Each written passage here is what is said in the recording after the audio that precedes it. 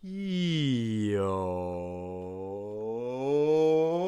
what's going on, YouTube, and welcome to Goal Line Hockey. It's your boy Kevin Ford. Today we are taking a look at the heir to the throne in Los Angeles, as Cal Peterson has made a name for himself in between the pipes for the Los Angeles Kings, more specifically this season.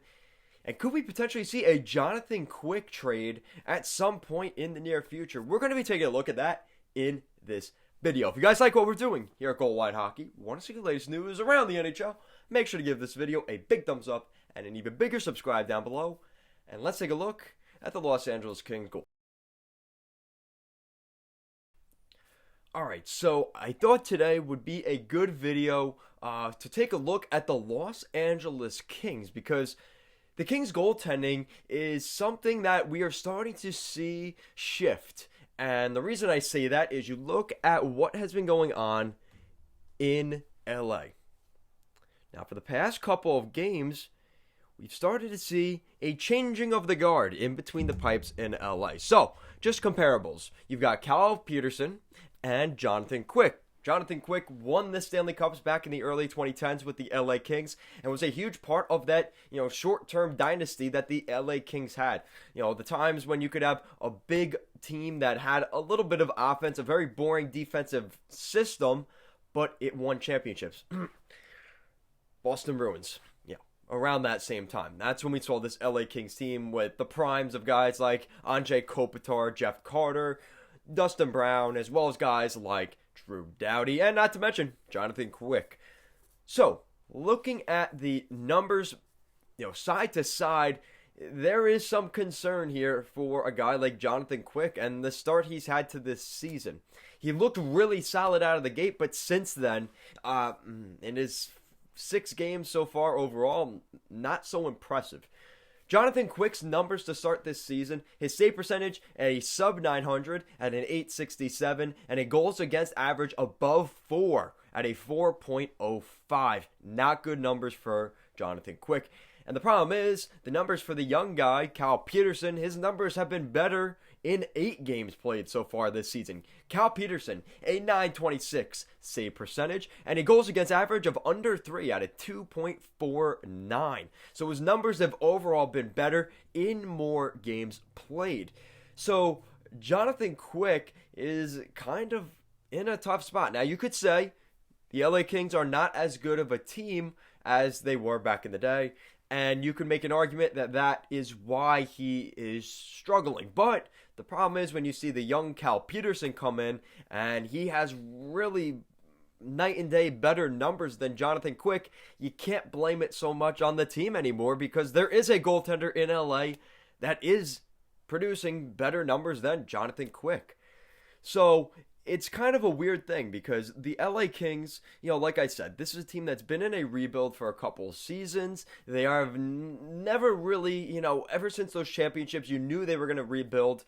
And again, they seem to be embracing the rebuild a lot more, but you still have these big players like Drew Doughty and Kopitar and Jeff Carter and Dustin Brown. So they've committed to the rebuild, but they still have those core pieces to that championship team from back in the day still on the roster, and for a significant amount of time. So the LA Kings are definitely a weird team in that regard. And I think the goaltending is just another piece of that, because Jonathan Quick has been here since those championships. And like I said, he's struggled the past couple seasons. I remember last offseason we were hearing rumors that the Buffalo Sabres were taking interest in a potential Jonathan Quick deal, and potentially even a team like the Buffalo Sabres or the New Jersey Devils. And I hate to say it, I think we're going to see those rumors come back here again at some point, because those are the teams that need goaltending still. And Jonathan Quick's numbers have not been great, so maybe you buy when his value is lower. Unfortunately, the LA Kings can't sell high here with Jonathan Quick. They can move out that $5 million of cap space. Not that they really need that, because they have some of the most cap space in the league. It's more about is it just time for Jonathan Quick to get a fresh start somewhere else? And the thing is, too, Jonathan Quick is weird. This kind of reminds me of Marc-Andre Fleury, but to a lesser extent. I don't think LA Kings fans, I think they've embraced Jonathan Quick for sure, but not in the same way that Marc-Andre Fleury was ingrained in Pittsburgh before he, packed up and went to Vegas and eventually became the fan favorite there. Even with that awkward little high thing he did when he, part of the expansion to Vegas. So, I don't know. I'm kind of on the fence. Do we, the question then becomes, okay, so if we can see a potential trade, because I think we can see a potential Jonathan Quick trade, potentially by the end of 2021, when? Now that's the next question. So, you've got a situation where you have an expansion, Seattle expansion this summer. So, I'd love to know, we're going to check now real quick. Because does Jonathan Quick have a no movement clause? That's going to play a significant role here for the Los Angeles Kings. Because I hate to say it, I don't see why they would keep Jonathan Quick at this point. Yeah, so they have the most cap space in the NHL at over $9 million in cap space. Let's take a look.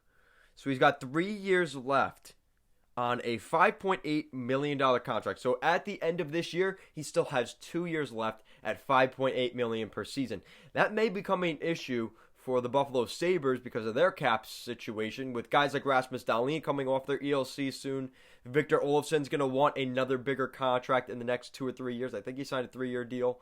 And you also have, hopefully a guy like Dylan Cousins who can grow and get that contract, even though he's been on the taxi squad for Buffalo. So these are kind of the things you have to look at with Buffalo. So that $6 million could be significant down the road.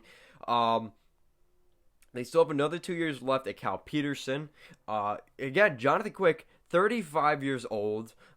This is a guy that it's going to be interesting. Now, I would think LA could retain salary on Quick's deal, and they may not mind doing that.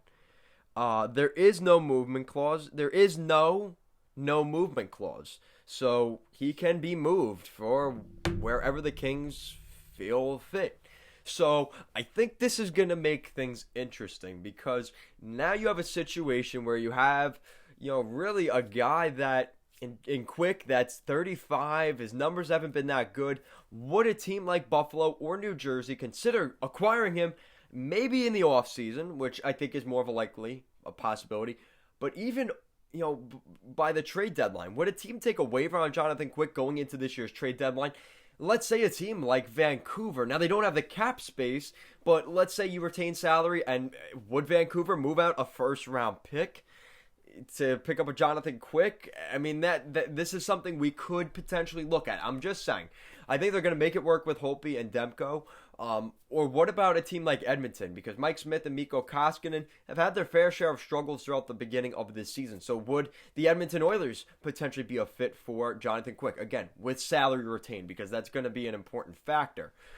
And then the question is, what do the LA Kings want in return for Jonathan Quick? Do they just want draft picks, or do they want to acquire more players like Carl Grundstrom, who they picked up in the Kyle Clifford trade, or the Jake Muzzin trade, or do they want more draft picks, which isn't tangible at the moment, but something the Kings can use in the future? So, guys, let me know your thoughts in the comment section down below. What do you think the Los Angeles Kings are going to manage with their goaltending? Do you think it's the beginning of the end for Jonathan Quick in his time in LA? Let me know your thoughts in the comment section down below. And if you guys like what we're doing here at Goal Line Hockey, want to see the latest news around the NHL, you guys know what to do. Make sure to give this video a big thumbs up and an even bigger subscribe down below. Guys, make sure to check out our weekly podcast every Thursday night at 6 p.m. and our weekly Power Rankings every Friday night, you guessed it, at 6 p.m.